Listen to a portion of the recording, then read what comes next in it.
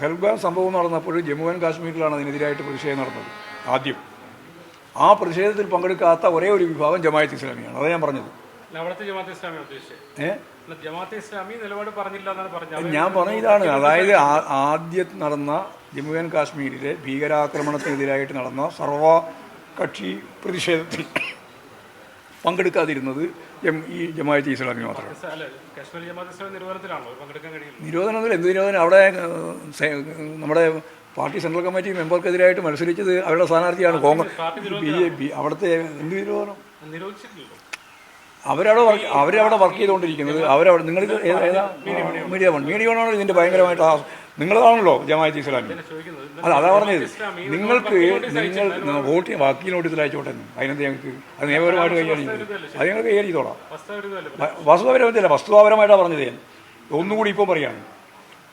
അതായത് ഭീകരാക്രമണം പഹൽഗാമിലുണ്ടായപ്പോൾ അതിനെതിരായിട്ട് വന്ന പ്രതിഷേധത്തിൽ അതിശക്തിയായ മുന്നേറ്റം, ജനകീയമായ മുന്നേറ്റം സൃഷ്ടിച്ചപ്പോൾ അതിൽ നിന്ന് ഒഴിഞ്ഞു നിന്ന ഒരേ ഒരു വിഭാഗം ജമാഅത്ത് ഇസ്ലാമിയാണെന്നാണ് ഞാൻ പറഞ്ഞത്. അതിപ്പോഴും ഞാൻ പറയുകയാണ്, ആവർത്തിക്കുക.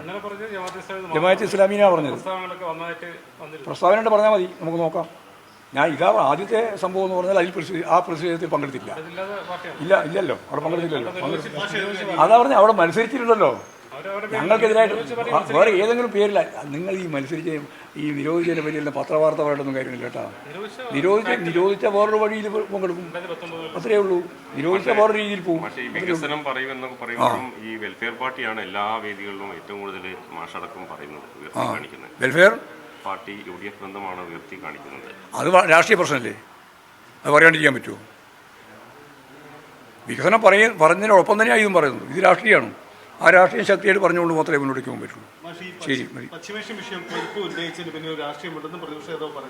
ഈ പ്രതിപക്ഷ നേതാവ് ഒന്നും പറയും.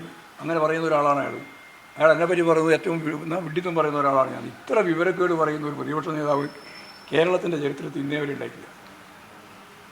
എന്തും പറയുക, യാതൊരു മടിയുമില്ല. പശ്ചിമേഷ്യൻ പ്രശ്നം എന്ന് പറയുന്നത് ഇസ്രയേൽ എന്ന് പറയുന്നത് ലോക പട്ടാളമായിട്ട് പ്രവർത്തിക്കുകയാണ്. ഇറാനെതിരായിട്ട് കടന്നാക്രമണം നടത്തിയതിന് എന്ത് ന്യായീകരണമുള്ളത്? ഒരു ന്യായീകരണമില്ല. രാജ്യം മുഴുവൻ ഞങ്ങൾക്ക് കൊള്ളയടിക്കാൻ അവകാശമുണ്ട് എന്നുള്ള നിലപാട് സ്വീകരിച്ചുകൊണ്ടാണ് സാമ്രാജ്യത്തിൻ്റെ പരിപൂർണ്ണ പിന്തുണയോടുകൂടി ഇസ്രയേലി കടന്നാക്രമണം നടത്തിക്കൊണ്ടിരിക്കുന്നത്. ആ കടന്നാക്രമണത്തെ അതിശക്തിയായിട്ട് എതിർക്കുകയാണ് ഇടതുപക്ഷ പ്രസ്ഥാനങ്ങളും ഇടതുപക്ഷ ജനാധിപത്യ മുന്നണി. അതിലൊരു തർക്കവും വേണ്ട.